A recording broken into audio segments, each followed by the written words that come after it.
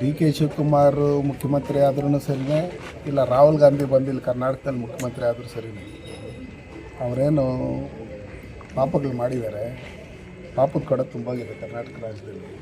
ಇಡೀ ದೇಶದಲ್ಲೇ ಕಾಂಗ್ರೆಸ್ ಮುಕ್ತ ಭಾರತ ಆಗಿರ್ತಕ್ಕಂಥವ್ರು. ಹಂಗಿರ್ತಕ್ಕಂಥ ಸಂದರ್ಭದಲ್ಲಿ ಅವರು ಕುರ್ಚಿ ಕಾದಾಟದಲ್ಲಿ ಸುಮಾರು 1 ವರ್ಷದಿಂದ ಇದೇ ರೀತಿಯಲ್ಲಿ ನಡೀತಾ ಇತ್ತು.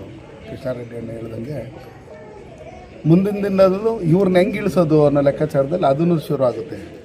ಈಗಾಗಲೇ ಒಂದು ಬಣ ಬೇರೆ ಬೇರೆ ಕಡೆ ಪ್ರೈವೇಟ್ ಹೋಟ್ಲುಗಳಲ್ಲಿ ಅಲ್ಲಿ ಇಲ್ಲೆಲ್ಲ ಮೀಟಿಂಗ್ಲೆಲ್ಲ ಶುರು ಮಾಡಿದ್ದಾರೆ.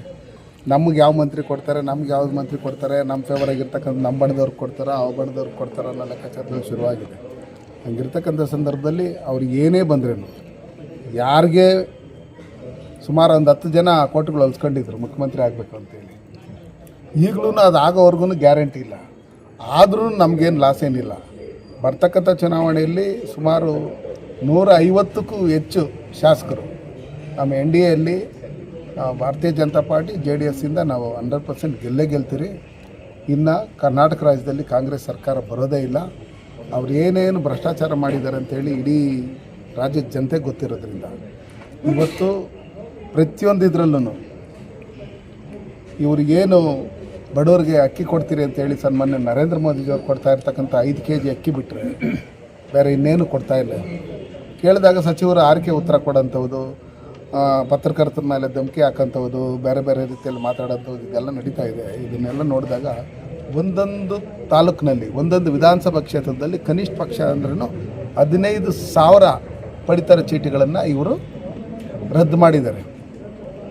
ಗೊತ್ತಾಗುತ್ತೆ ಜನಕ್ಕೆ. ಇವಾಗ ಗ್ಯಾರಂಟಿ ಅನ್ನೋ ಲೆಕ್ಕಾಚಾರದಲ್ಲಿ ಓಟ್ ಹಾಕಿರ್ತಕ್ಕಂಥ ಜನಕ್ಕೆ ಯಾವಾಗ ಈ ಪಡಿತರ ಚೀಟಿಗಳನ್ನು ಕ್ಯಾನ್ಸಲ್ ಮಾಡಿರ್ತಕ್ಕಂಥದ್ದು ಇದೆ. ಇವತ್ತು ಅಕ್ಕಿ ಇನ್ನೊಂದು ಮತ್ತೊಂದು ಕೊಡದೇ ಇರ್ತಕ್ಕಂಥದ್ದು, ಸನ್ಮಾನ್ಯ ನರೇಂದ್ರ ಮೋದಿಜಿಯವ್ರು ಕೊಟ್ಟಿರ್ತಕ್ಕಂಥ ಅಕ್ಕಿನೇ ಇವಾಗ ಕೊಡ್ತಾ ಇರ್ತಕ್ಕಂಥದ್ದು. ರಾಗಿನೂ ಕೊಡ್ತೀನಿ ಅಂತೇಳಿ ಅದು 1 ತಿಂಗಳು 2 ತಿಂಗಳು ಪೆಂಡಿಂಗ್ ಇಟ್ಕೊಂಡು ಏನೇನು ಮಾಡ್ತಾ ಇದ್ದಾರೆ ಅಂತೇಳಿ ನೀವು ಈ ನ್ಯಾಯಬೆಲೆ ಅಂಗಡಿಗಳಲ್ಲಿ ಹೋಗಿ ಕೇಳಿದಂಥ ಸಂದರ್ಭದಲ್ಲಿ ಅವರೇ ಹೇಳ್ತಾರೆ. ನೀವು ಕ್ಯಾಮ್ರಾ ಎತ್ಕೊಂಡು ಹೋಗಿಲ್ಲ ಅಂದರೆ ಕರೆಕ್ಟಾಗಿ ಎಲ್ಲ ವಿಷಯಗಳು ಹೇಳ್ತಾರೆ, ಏನೇನು ಎತ್ತ ಹೆಂಗೆ ಅಂತ. ಅದಕ್ಕೋಸ್ಕರ ನಾನು ನಿಮ್ಗೆ ಹೇಳೋದಿಷ್ಟೇ, ಯಾರೇ ಮುಖ್ಯಮಂತ್ರಿಗಳಾದ್ರೂ ನಮಗೇನು ಅದರಿಂದ ಲಾಸ್ ಏನಿಲ್ಲ. ಅವ್ರ ದಿನ ಇದ್ದಿದ್ದು ತಪ್ಪುಗಳು ಮಾಡ್ತಾನೆ ಇರಿ. ಇದುವರೆಗೂ ಬೇಕಾದಷ್ಟು ತಪ್ಪುಗಳು ಮಾಡಿದ್ದಾರೆ, ಭ್ರಷ್ಟಾಚಾರ ಮಾಡಿದ್ದಾರೆ. ಮುಂದೇನೂ ಅದಕ್ಕಿಂತ ಹೆಚ್ಚಿಗೆ ಭ್ರಷ್ಟಾಚಾರ ಮಾಡಿ ಅವರವರೇ ಕಾಲುಗಳು ಹೇಳ್ಕೊಳ್ಳೋಂಥ ಕೆಲಸಗಳನ್ನು ಮಾಡಿ ಮುಂದಿನ ದಿನಗಳಲ್ಲಿ ಸನ್ಮಾನ್ಯ ನರೇಂದ್ರ ಮೋದಿಜಿಯವರ ನಾಯಕತ್ವದಲ್ಲಿ NDA ಸರ್ಕಾರ ಕರ್ನಾಟಕ ರಾಜ್ಯದಲ್ಲಿ ಬಂದೇ ಬರುತ್ತೆ. ಅದಕ್ಕೋಸ್ಕರ ನಾವೆಲ್ಲ ರೆಡಿಯಾಗಿದ್ದೀವಿ. ಯಾವ ರೀತಿ ಉಳಿಸ್ಬೇಕಂತೇಳಿ ಅವರು ಪ್ಲ್ಯಾನ್ ಮಾಡಿದ್ದಾರೆ ಅಂಥೇಳಿ ಅವ್ರ ಬಣ ಇದೆ ಅಲ್ಲ, ಅವ್ರು ಕೇಳಿದರೆ ಹೇಳ್ತಾರೆ.